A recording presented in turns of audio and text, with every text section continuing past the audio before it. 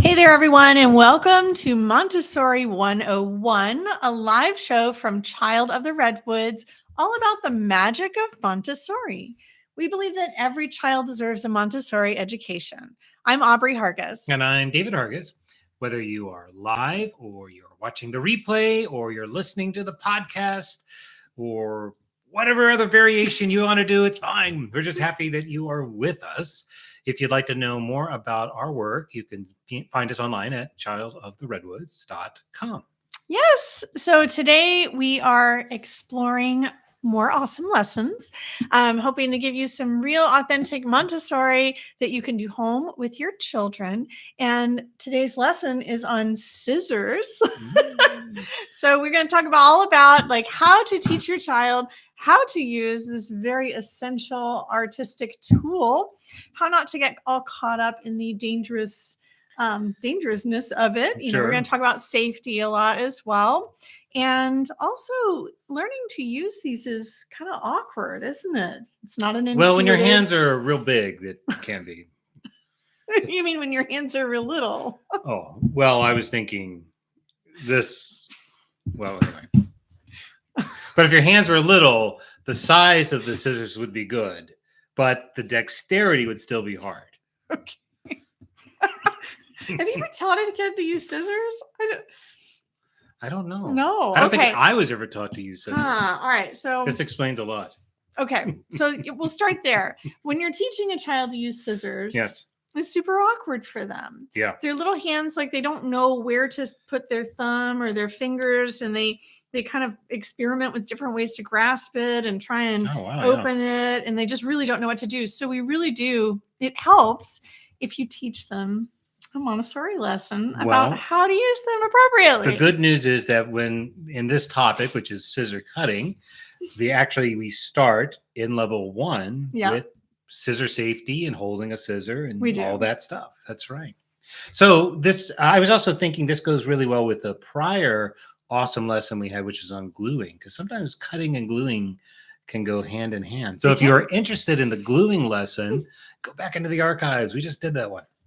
But for today, we're doing scissors. So in basic language, what exactly is this awesome lesson all about? Yes, we are teaching children how to use a tool that parents are often afraid to teach to their children because it is like two little knives stuck together. It's literally two little knives stuck together. We're going to give it to our kids, and then we're going to expect them to not cut themselves or other people. So by teaching this lesson, we are helping our children gain fine motor skills because the actual opening and closing of scissors, not so easy. Also takes quite a bit of hand strength. So we're strengthening their hands, and we're teaching them just like how to use this very basic practical tool. That's cool. Yep. I mean, and you find these all over the place. I guess we'll probably talk about variations. This kind of scissor is blunt edged, which would be, I suppose, one of the requirements. But I've seen plastic ones, and I've seen, where it's plastic, I'll just have like a metal ring around it. Is there, before we as we're going to talk about supplies here? Yeah. I mean, obviously, you're going to want a pair of child-safe scissors, but that's right. What exactly does that mean? There's so many kinds of child-safe scissors. Okay, so there are a lot of kinds of child-safe scissors. I think that parents who are especially concerned look for maybe there is a kind of scissors that's easier for my kid to use. So it's definitely good to try out the kind of scissors that you're expecting your kids to use. Of course, your extra super large hands. I know our hands are such different sizes too. We'll find using child scissors awkward, but it actually is really important that we make sure that they do open and close correctly. There are a lot of child scissors out there that maybe the little blades won't be lined up. Yeah. Maybe they won't even cut paper correctly. And so it's actually really important that you actually try to cut some paper with these scissors before you give them to your children, just to make sure that they do open and close properly. Yeah, don't you think that's partly because we still have a bias to make child things sort of not real? Like, we want them to be safe, but they need to also be real. And a lot of times we give kids things that maybe look real but aren't functional, like a toy Yes. We see that a lot of musical instruments, right? Toy musical instruments that don't really carry tunes. That's true. And that is true with scissors as well. You're right. Like a lot of times the very first pair of scissors that we see given to kids are plasticky scissors that don't actually really cut. Which is frustrating. It's very frustrating. Like you said, it's already hard enough for a little hand to do that movement. Right. And then if it doesn't actually snip. The blades don't actually snip, it's just extra frustrating. So the first tip there is like when you're getting your material, you need scissors to do scissor cutting. You want to get safe ones, a blunt tipped pair of scissors. We bought these at a grocery store. We recommend these blunt tip. These actually, I don't know if these are 5 or 3 inch. Yeah. These are what they sold at the local grocery store. But this feels like about the standard size. I think the blade I actually like is a little bit longer usually, and a little bigger. I usually recommend the Fiskars brand. These are Westcott, which is not a bad brand of scissors. Nope. I don't know what we paid for them. $2. But probably on the cheaper end. You get what you pay for in terms of scissors. You don't need to go and look for the most expensive child pair of scissors you can find. Fiskar 5-inch blunt tip are a good bet. Yeah. Westcott is probably my second bet. Right? But even opening and closing these scissors, what I'm feeling here is they open, and then when I get here. Yeah. There's just like a little bit of stickiness. It has that kind of classic cheap scissor, kind of crunchy. Yep. So if I were picking out scissors to use with a child, I would probably look for some Fiskars. Yeah. Yeah. Well, yeah.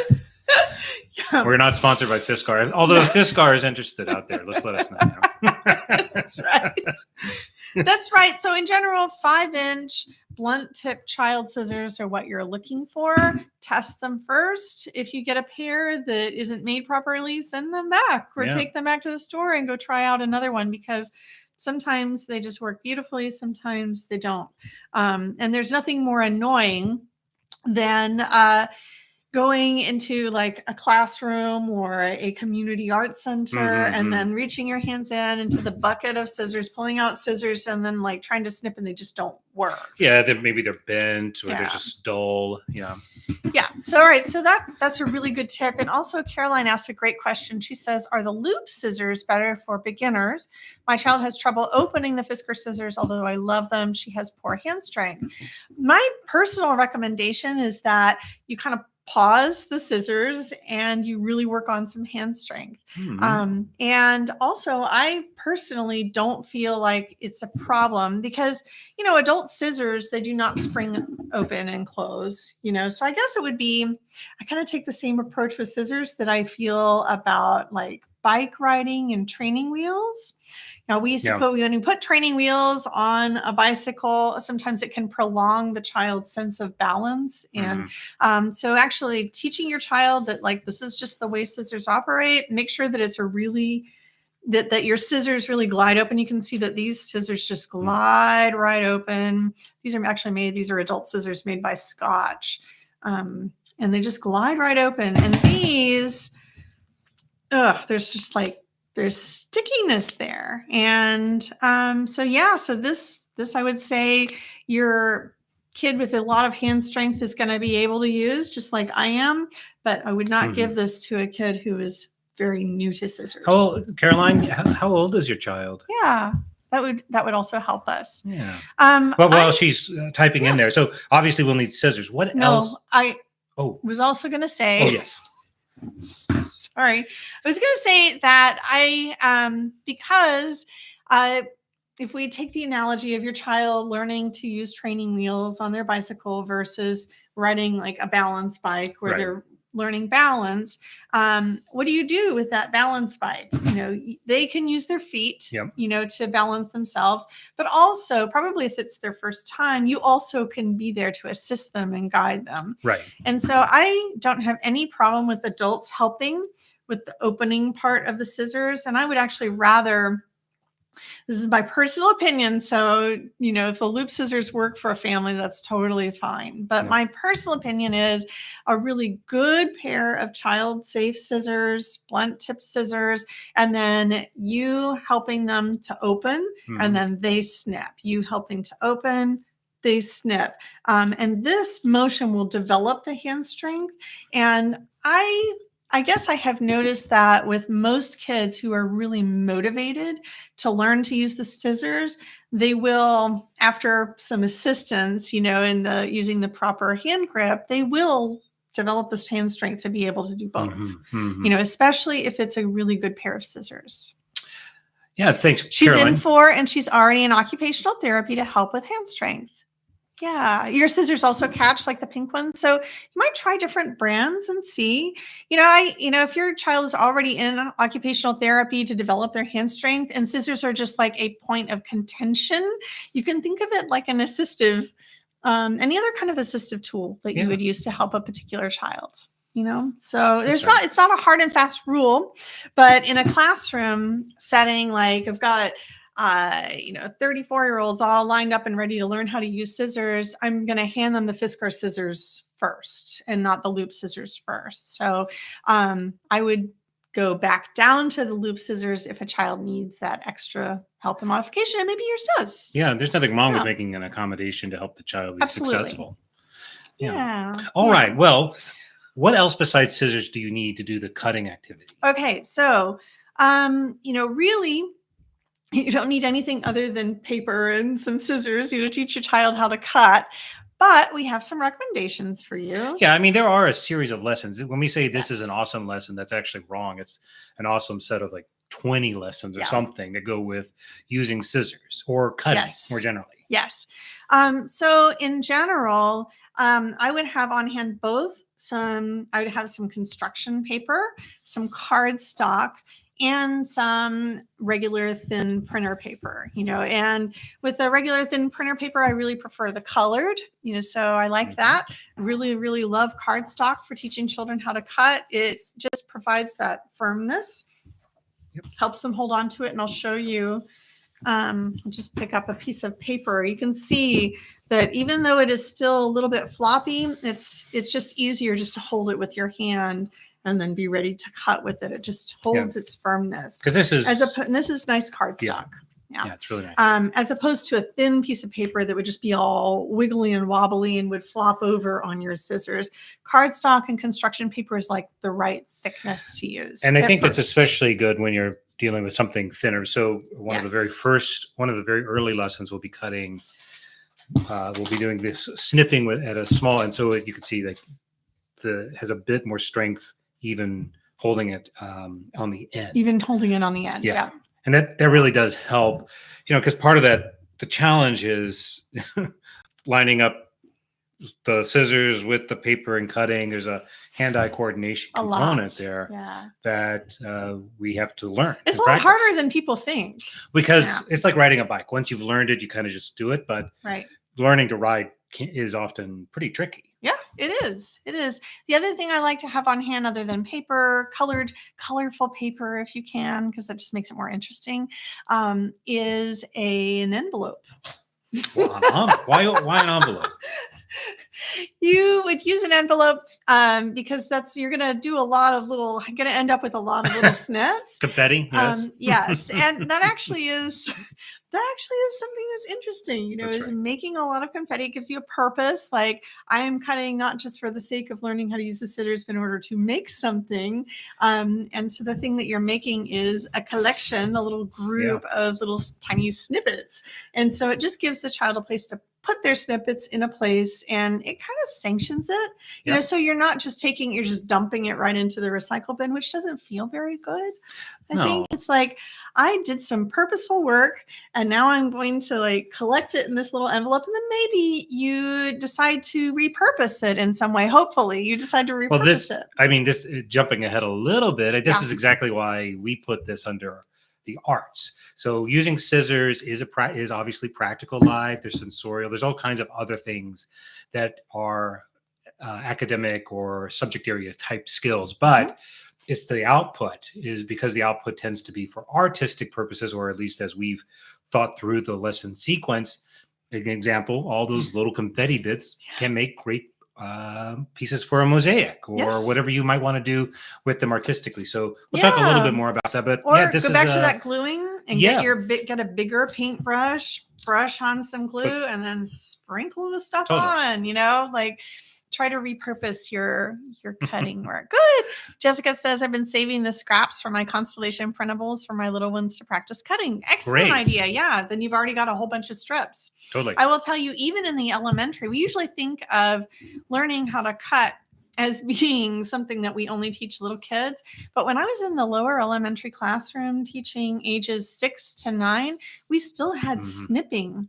And it was we called it like our morning work. And so when the kids came into the classroom, they could choose one day it was like snipping day, like maybe Mondays were for snipping and Tuesdays were for drawing mazes or whatever. But snipping was actually just one of the things that our 6 to 9-year-olds regularly practiced. And I think that also you could think there's also something kind of like calming and meditative, right? Yeah. But also just continuing to develop the hand strength. Yeah. Like, I mean, it's just so good for continuing to develop the hand strength and also that eye motor control, you know, that continues to be necessary. Because as we'll talk about, and we probably should move to that as we move forward through the lessons, it's not just the cutting, it's also the control of the cutting, being able to cut and turn and do other things. So let's talk about the lessons. Okay, how do these lessons work? First, we need to talk about scissor safety. Well, that's actually in the section on, I don't remember my book, but in the section on all of these scissor cutting, that is actually where you start. Yes. You start with how to open scissors, how to close them, how to carry them. Right. Before they do anything else with the scissors. And that is actually a part that is often forgotten. As adults, it's just like, it's so automatic for us to just use our scissors that sometimes we forget that little children, they need that full introduction to them. You know, first, I think that they need to know that using them is an exceptional privilege. That's right. If you're going to use these, they are 2 knives stuck together, you know, and yes, there's some plastic around, and yes, we've got this blunt edge in order to protect us, but they can still hurt you. They can still cut your skin. They are harder than your skin. Or kitty's fur, or or sister's hair, right. Whatever it is, I mean, they are real tools. And so I think first, it's really important that we imbue children with knowledge that this is a privilege, and that it's an exciting big step, you know, like it's a next milestone in their development. Like, how I am going to entrust you with these dangerous devices that could be used to hurt. And I'm going to show you how to use them to make sure that nobody gets hurt with them and that you don't get hurt, and neither does anyone else around you. And then with this knowledge, you'll be able to use this tool that adults can use, you know? So the first lesson with scissors often is kind of about that I trust you conversation. I trust that you are going to be very careful with these scissors. But if you're not going to be careful with them, then, you know, it's not a privilege that you can have. Totally. And so the first conversation often is about like the willingness, you know, do you feel like you are ready for this kind of trust? And I have never met a child who said no to that. No, I'm only 2.5, Mom. What are you talking about? Yes, Mom asks, do I recommend those retractable scissors? We don't. We recommend just the regular child-safe blunt tip scissors because it's going to encourage them to build that hand strength unless they need the accommodation. Okay. Yeah. So start with the basic and then work backward if your child is unreasonably frustrated and older than their peers who are successful. Okay. So the first step really is you know, showing them the scissors, asking them if they know what they are, telling them that these scissors are sharp. They are 2 little knives connected by a hinge. And you can even demonstrate like a hinge opens, you know, opens and closes. It's a simple machine. This is a concept. And then tell your child what they are for. They are for cutting paper. Right? Sometimes fabric or cutting yarn, paper, unless but I've told you specifically, because there are lessons for cutting other things. There are. That's the exception. They are, right. And so, we are going to emphasize that they are for paper. They are for cutting. They're not for cutting other things. They are for cutting paper, right? And we are going to use them to cut paper. All right. So then you're going to demonstrate how to actually use the scissors. So you'll do this part without really talking. Mm-hmm. You'll say, I want to show you. And then you'll really look at the scissors, and then you will very intentionally put your thumb in the small part and the fingers in the big part. And then you will show your child how to open and close. And you don't have to really overthink this part. But the thing that I think you might want to emphasize is that the thumb is on top. And so often I will give this lesson. I'll put my hand in, and then I'll point to the thumb and say, thumb on top. Just so that the child is aware, thumb is on top, because most times they will want to do it backwards. Yeah. They'll want to grab it like this, or they'll put their fingers in, but then they'll turn their hand upside down and try and open it like this. And this is what we want to make sure that we are teaching them, is that the thumb goes on top. And when your child does turn their hand over and try to cut this way, it is okay to say, thumb on top, and to help guide their hand, especially if you're holding a piece of paper and, you're helping them to cut. Mm-hmm. So the first part of cutting really is assistive. You are there with them. You're sitting there beside them. They're doing their first cutting together, and you're going to help, even physically turn their hand and help them with the paper and give kind of a guided lesson first. So that is like the first step. And before they're actually really cutting, you're just practicing. You're just holding it. You're learning to open and close. And so with some children, I will open, and then they will do the closing, and then I will open, and then they do the closing. Yeah. And this also is where knowing the scissors ahead of time helps. Like, as we've used this more and more, it's become less and less reliable. So this is not a pair that I'd probably want to give a child who was just learning to cut. Unfortunately. Yeah. When that happens. Oh, well. So you're also going to be talking to your child about how to carry the scissors and where they go. So we want them to know where these scissors belong. Do they belong on the tray? Do they go on the shelf? Where are you going to keep them? Are they in a cup? So you need to decide first, before you're even working with your child with scissors, like, where do they belong? Because there's not a right answer. It's whatever's best for you. If you have a baby around, obviously they're going to want to go up high. If you're teaching these lessons to a 2-year-old, I know parents that do not trust their children or their 2-year-olds with scissors yet. And so it's something that just comes out of the cabinet sometimes with mommy and or daddy. Or something. And that's totally okay. You need to begin there at first. And you also want to talk to them about how to carry the scissors. And there are various ways to do it. One way would be to kind of grasp the scissors like this and put it down by your side so that it's pointing down and your hands are just kind of gripping it like this. And that's a way to keep our friends safe from getting stabbed. And another way that I used to teach my kids, is to hold it with 2 hands, and to just kind of hold it like this with 2 hands, make sure that the tip is covered. The scissors are covered and safe, and to hold it out kind of in front of them so that people can see I'm walking with scissors here, and that they are very mindful that it's there. But in both cases, you've really kind of sheathed. We are sheathing, we're sheathing the blade, right?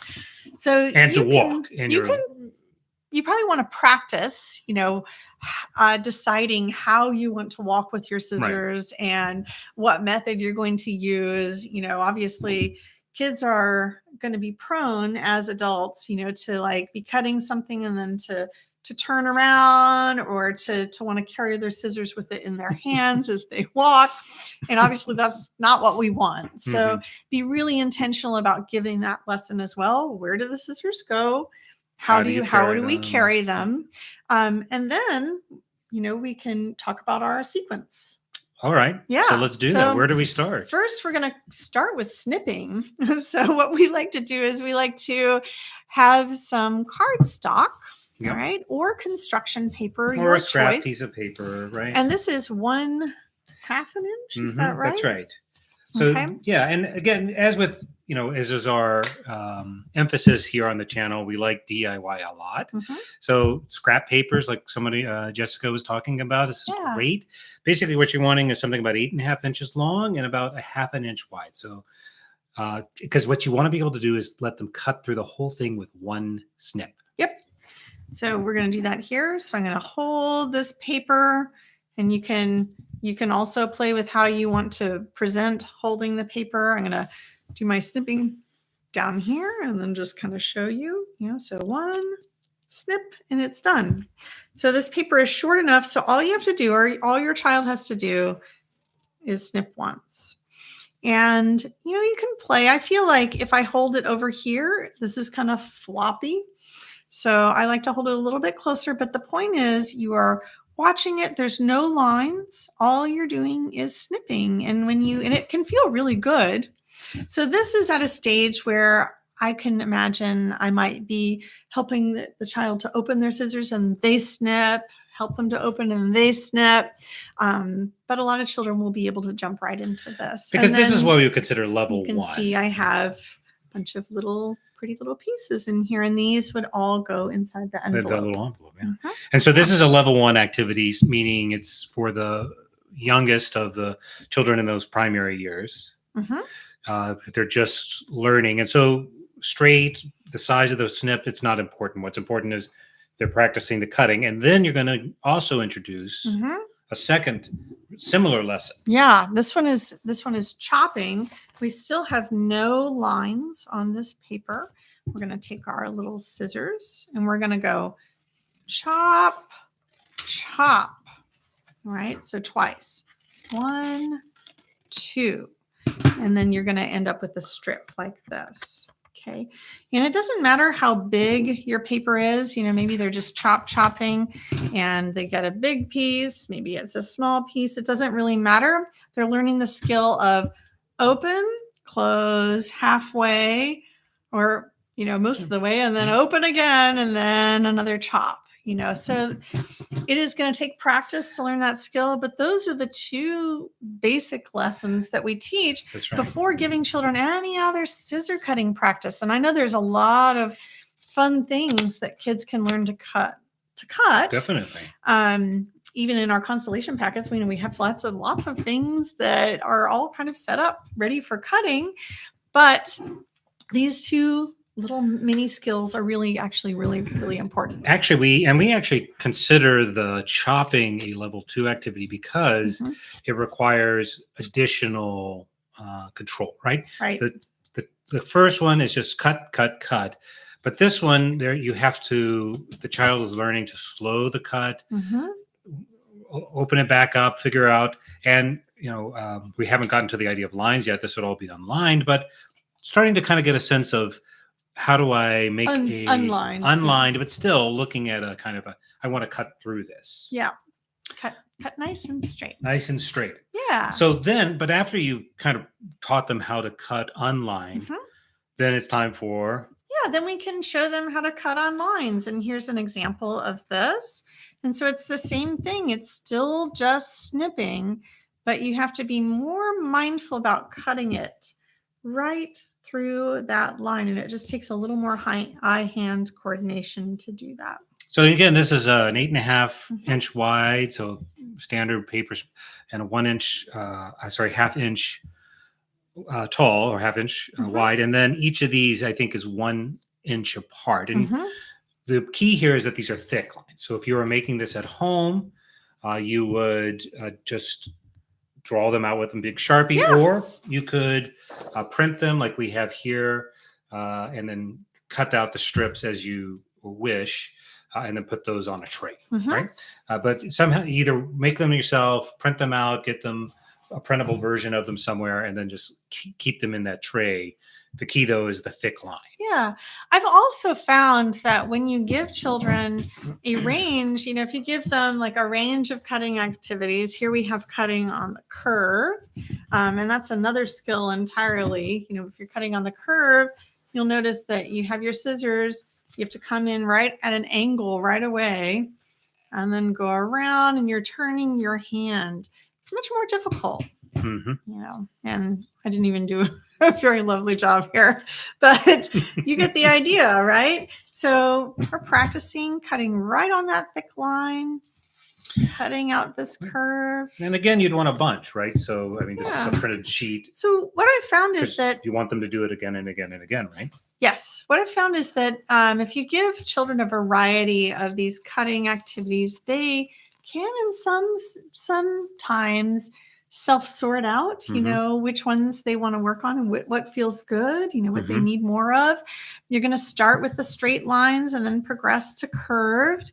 And then we also have some other fun things. You want to show them before we go? See. Oh, yeah. We have, so then there would also be cutting on a thick curve. So this one, you're going to cut the length rather than the width.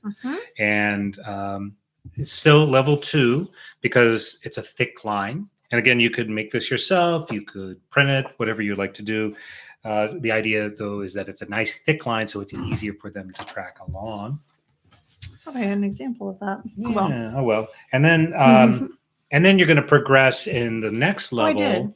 Oh, yeah. Oh, great. Yeah. So this is 3 inches. So what you'd want is a piece of paper that's 8.5 by 3. And then you want these lines to be about an inch apart. And again, you could just cut this shape out of construction paper and draw it, or we'll have these available if you were. But your child needs to be good at the 2 chopping, at continuous cutting by the time they get to. Because this is it's a very, it's 8.5 inches long, whereas the others are no more than 1 inch is the biggest we've had so far, half an inch. So it's just a trickier skill. It is. It's tricky, and it takes concentration for adults too, to stay on that line and to be turning your hand as you cut. That's right. Yeah. And you're going to move from there. And this is often where you see your child forgetting that the thumb goes on top, and they want to, as they're cutting, because they want to turn it upside down. So you'll probably see some of this going on. And when that happens, if I'm sitting there guiding them, usually I will just gently say, oh, thumb on top, and help them to kind of turn their paper, and even sometimes to hold the paper as they cut. And then the next kind of after that, if as you're thinking about the lesson progression, you would continue with cutting fun shapes, curves, straights. Here we have some fun, but you'll notice the key here is the lines are thinner. So you maybe going from a Sharpie to a pencil or a pen if you're making these yourself. Yep. Start with Sharpie and then progress. That's right. Yep. And then other things that you would introduce as they get older, cutting out big shapes. Well, this would come before the zigzags it and would, all. Because it's a thick line. But cutting on a fold, so you can do all kinds of fun shapes. Yeah, these are fun. Let's fold one in half so you can see. So I don't know if you guys have done cutting on the fold. It's a really paper fun people, one. or what do they call them? Paper you dolls. can just do one. You can do them seasonally. Yeah, I did. I made one that's kind of gingerbread man-like. Yeah. So you're going to give them a piece of paper like this, and then they are going to actually just cut it out on the fold. I'm going to use my adult scissors right now to do this as the example. It reminds me of when I was a kid in school making paper snowflakes. Yeah. Right. So that's a kind of a variation. That'd be much more complicated because you got to cut within the cut. Maybe a lower. See how when I'm cutting this, I have to turn the paper so that my scissors line up. And if we guide them through these skills, they're not going to have trouble when they get to this point. Right, because they've started with the cutting no lines, the chopping. Now they've cut along a line. So we cut this shape out and then we unfold it. Yeah. And so we've got so many of these. A little turtle, a turtle in our pack, and heart. A person and a heart. Yep. Yeah. And they're just fun, right? And also this is adding an additional layer of skill because it's double thick, right? Because now you folded it over, but it's also super fun when you open it up and then they can decorate it. Don't forget that. That's right. So let's see. Let's end with the spiral. Do you show the spiral? No, we didn't yet. But right. So kind of in the lesson sequence for the cutting of paper, because there are other things you can cut, which we didn't really talk about, but clay, Play-Doh is a thing that you would cut, flower stems, string. These are all lessons that you would cover. And then, where's my thing? Here, no. Yeah, so we have spirals. So here we have, these are cutting, this is cutting on straight lines. And then we have cutting on curved lines. And what's fun about this is, I mean, you can imagine after you've cut it, you drop it and it goes boing, boing, boing. It's a nice, fun spring shape. And again, it's really, really fun. Yeah. It's satisfying for a child. It's satisfying for an adult. These are really fun. I'm going to just see if I can cut this one out. So as she's cutting, again, the thing to remember if you're making this is a thick enough line, because this is a more complicated cut. You can make it thinner if your child is ready for it. And it goes to the edge, right? So this printer printed almost to the very edge. If you were making it at home, you would draw it to the very, very edge, or you could go to the edge, but you want it as close to the edge as you can get so that the child knows where to start. This is I forget what kind of spiral. Is this a radial spiral? Did you print out both spirals? I did. Here's the circle. That is the kind of spiral that a nautilus is. This is the nautilus kind of spiral. We just, but there's also the Archimedes spiral, right? Which gets bigger and bigger. And either one of those, that's the radial spiral. Both of those are fun. Yeah, this one is easier because it's bigger. It is. Okay, so I've only gotten part of the way. But you can kind of see where this is going. It's making this really interesting design. And when it's all come out, I mean, it's just going to be really fun to share with your child what it looks like, you know, how it all kind of springs open. Well, and I mean, you can start to, maybe for some of you out there, you're starting to imagine holidays are coming up, how many fun decorations you can make, paper chains, that you might put on a tree. That's a cutting activity, and the gluing together and putting those together. So there are lots of fun things you can do, or cutting out these, spirals and hanging them for spooky shapes. Maybe if you're interested in Halloween fun, something like that, or cutting up, making folded pumpkins or things like that for the Halloween season. Anything that you kind of draw the child in, because what you're doing is you're teaching them that eye-hand coordination, giving them the hand strength. You're letting them explore their creativity, and you're giving them an underlying skill that they're going to be able to use later on as they continue their study of the arts, creating art and exploring art that has been created and analyzing it. Yeah, I think I would add that the next step after exploring these kind of shapes with paper would be to cut other things, so to progress on to cutting fabric for sewing projects. Yeah, that's right. Cutting a variety of different kinds of media for your art projects. Maybe tissue paper or other kinds of, once they're strong enough, cutting thicker paper, like a cardboard box, like cereal boxes and things like that. Yeah. Well, this was the cutting out the rectangular spiral, and you can just see what a fun thing it's kind of turning into be. If you hung it from the ceiling, it would be quite long. It would be kind of bouncy and quite long and interesting. Yep. Yeah. So have fun cutting, friends. Enjoy. Safety comes first. Safety first. How to pick a really good pair of scissors for your child. Understand that the frustration is not necessarily a bad thing. Sometimes frustration actually, I think parents tend to, we want our children to be happy. Yeah. And so when they're frustrated, we do start looking to, oh no, what should I be doing instead? Or, did I do something wrong? Sometimes it's just, no, you didn't do anything wrong. It's just that learning to use a tool like this can be frustrating sometimes. Well, learning is hard for adults as it is for children, and learning to work through those periods of difficulty is essential. That's what we call grit, or whatever other name you want to give it. And teaching your children to persevere begins very early on. So having them, if they have a need for an accommodation, that's very different. Totally. But if it's just that they not quite getting it yet, but you know that it's within them to do it, then keep pushing them forward and they'll really thrive. There's almost nothing feels better than that sense of accomplishment when you do something that once seemed impossible. Yeah. And that's true for 2-year-olds and above. It's like endlessly.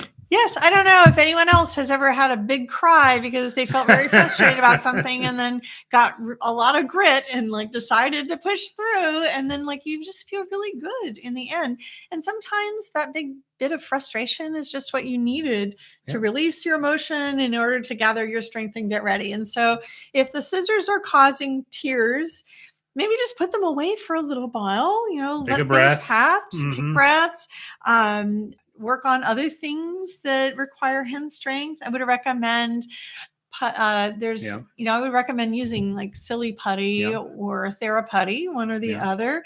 When I taught kindergarten and I had children who I noticed were really struggling with basic scissor, hand strength issues, what I would do is I would give them some putty to work with every single day. Yeah. And I went to the hobby store and bought some cute little buttons and stuck those inside the putty. And then every single day, or maybe little toys or things, and every single day, the children who really needed to build their hand strength would like get in there and dig those little things out. And after doing that, maybe your child needs to do something like that daily. Maybe daily they play with Legos or they do whatever it is that they need to do in order to build that hand strength. And then you represent the scissors. Totally. Yeah. And when you get the lesson, I think the key takeaway is start with outlines, then go to thick lines, then go to thin lines, and go from simple to more complex shapes. Yep. Straight lines to curves. Yeah. Things you can cut with one snip, and then into things that take two or more snips, and then things where you'll have to manipulate the scissors several times. And just thinking about it in a progression. And when you order your lessons, that's the way to do it. That's right. Okay. All right. Thanks so much for joining us, friends, to talk about scissors. Yeah. If you'd like to know more about what we do, you can head over to our website, childoftheredwoods.com. You can send us an email at hello@childoftheredwoods.com, or you can leave a comment here on YouTube. And we love hearing your feedback. And we're back next week, I believe, with another awesome lesson. Yes. All right. I can't wait to see you there. All right. Take care, friends. Bye. See you next time.